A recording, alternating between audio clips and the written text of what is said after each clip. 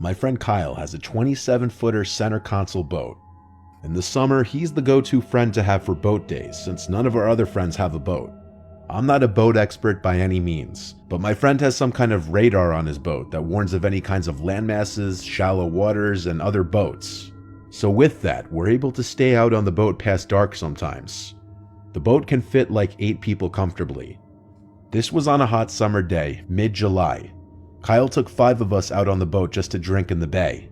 Then, hours later, he took us to some waterfront bar restaurant where we docked the boat, ate and drank, and chilled out for another few hours. We had an abundance of spiked seltzers in the cooler still, and it was a Friday night. So after leaving the restaurant, Kyle took us back to the middle of the lagoon where we cruised slowly with music blasting the whole time. Kyle doesn't really drink, so it works out that he's the one with the boat, and he just enjoys boating us around without having to drink.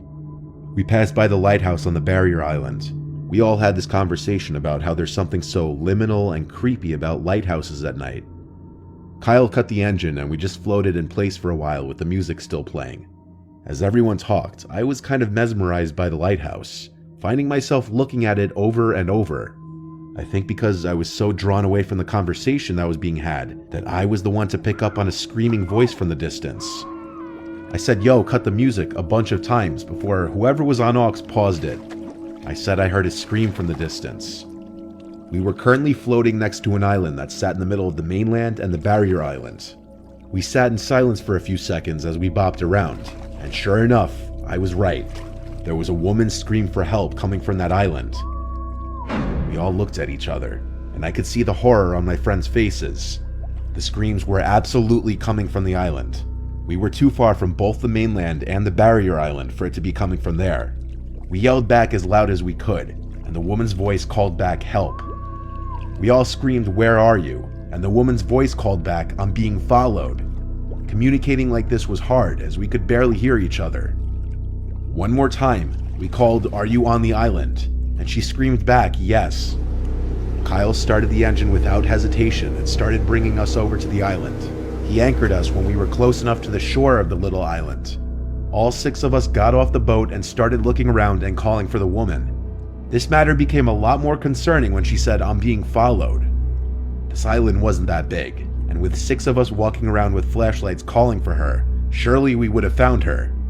On the opposite side of the island suddenly, we heard a blood-curdling woman scream, sounding like it was partially muffled. My friends and I all yelled at each other to meet on that side of the island. We all ran as fast as we could. I ran through painful brush barefoot, and by the time I got to the other side of the island, my feet were bleeding. But there was no one here. I met my friend Kyle and Jake, who were already there, and they said they heard the sound of a boat motor driving away. There was also a fresh wake in the water, clearly from a boat that just left, but it was too dark to see anything deeper into the water. I called 911 and reported this so that Bay Patrol could be on the lookout for any mysterious boats with its lights off. A Bay Patrol boat came to Kyle's boat where we anchored, and we all frantically told the 2 officers aboard what just happened. They walkie-talkied to, I'm sure, every other boat on duty, and it became a whole manhunt. I don't think the boat was ever found though, because it didn't end up on the news or anything. All I know is there was no one on that island by the time we searched it. We were all so freaked out about this that Kyle brought the boat back to the marina, and we all just ended up chilling in his backyard, talking about what happened. To this day, we still don't know what that was about. There were no news articles of missing women as far as we knew. Was it some kind of kidnapping, or was it a group of assholes playing some fucked up prank? I don't think we'll ever know.